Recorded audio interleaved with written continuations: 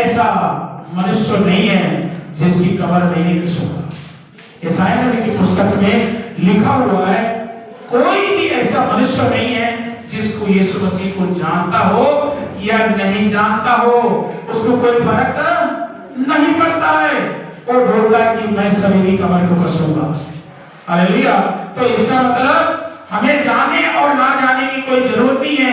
अगर हम प्रभु को जानते हैं तो भला हमारा होगा, हम स्वर्ग राज्य में जाएंगे।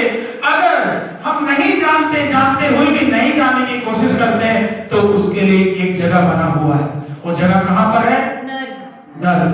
वो कौन सा व्यवस्था के ऊपर लिखा हुआ है? प्रकाश वाक्य की पुस्तक 20 अध्याय उसकी 15 में पढ़ो क्या लिखा हुआ है। 14 और 15 को पढ़िए। हालेलुया। मौत ਅਤੇ ਪਤਾਲ ਅੱਗ ਦੀ ਝੀਲ ਵਿੱਚ ਸੁੱਟ ਦਿੱਤੇ ਗਏ। ਇਹ ਅੱਗ ਦੀ ਝੀਲ ਦੂਸਰੀ ਮੌਤ ਹੈ। ਜਿਸ ਵਿਅਕਤੀ ਦਾ ਨਾਮ ਜੀਵਨ ਦੀ ਪੁਸਤਕ ਵਿੱਚ ਲਿਖਿਆ ਹੋਇਆ ਨਹੀਂ ਲੱਭਿਆ, ਉਹ ਵੀ ਅੱਗ ਦੀ ਝੀਲ ਵਿੱਚ ਸੁੱਟ ਦਿੱਤਾ गया और मृत्यु और अधोलोक भी आग की झील में डाले गए। यह आग की झील तो दूसरी मृत्यु है। एक मिनट, यहाँ पर क्या कहा गया? ये दूसरी मृत्यु है। एक बात बताओ, यहाँ पर जितने भी सज्जन भाई बहन बैठे हुए हैं, एक आदमी की मौत एक ही बार होता है कि 2 बार होता है? एक बार होता है। एक बार होता है, राइट। ठीक है, इसका मतलब सही है। एक इंसान की मौत इस धरती से एक ही बार होगा, मगर बाइबल क्या कह रहा है? दूसरी मृत्यु, दूसरी मौत। मतलब हम इधर से तो जाएंगे ही जाएंगे, उधर से भी जाएंगे।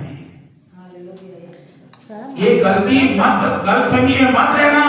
हम माँ के पेट से आए थे और हम ऐसे मिट्टी में मिल गए, नहीं। हमारे अंदर जो एक आत्मा है ना, जो सांस ले रहा है, बोल रहा है, देख रहा है, चल रहा है, मूवमेंट कर रहा है, सभी चीजें क्या है? उसी के द्वारा चल रहा है, उसी के द्वारा चल रहा है। इसलिए परमेश्वर कहता है कोई ऐसा मनुष्य नहीं है जिसकी कमर मैं नहीं कसूंगा। मतलब वो मरने के बाद भी आपको बख्शा नहीं जाएगा, क्योंकि इसके अंदर आपके शरीर के अंदर जो एक आत्मा है वो उसका दिया हुआ है। हालेलुया। इसलिए परमेश्वर कहता है तो मेरी बातों को क्या कर, कान लगा और ध्यान लगा और मेरी बातों को सुन। हालेलुया। मगर आज के समय में परमेश्वर की बातों को सुनने के लिए लोगों का पास समय नहीं नहीं। वो कहता है ठीक है, कोई बात नहीं पास्टर जी, अच्छी बात है, आप हमारे लिए प्रार्थना कर दो, हम चंगाई पा जाए, यही बहुत है।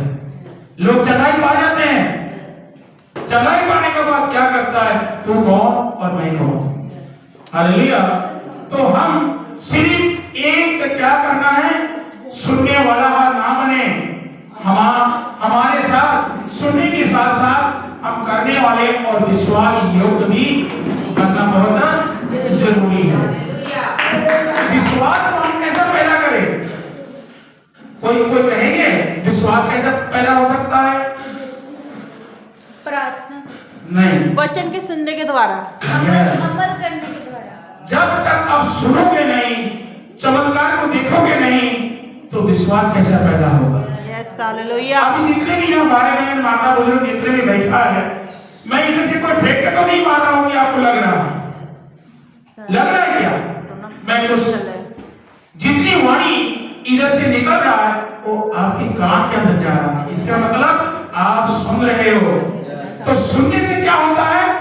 विश्वास बनता है। अगर नहीं सुनोगे, अधूरा विश्वास, अंधा गुरु अंधा चेला दोनों नरक में ठेला। क्योंकि बाइबल कहता है एक अंधा गुरु एक अंधा चेला को कभी रोड पार नहीं करा सकता है। इसीलिए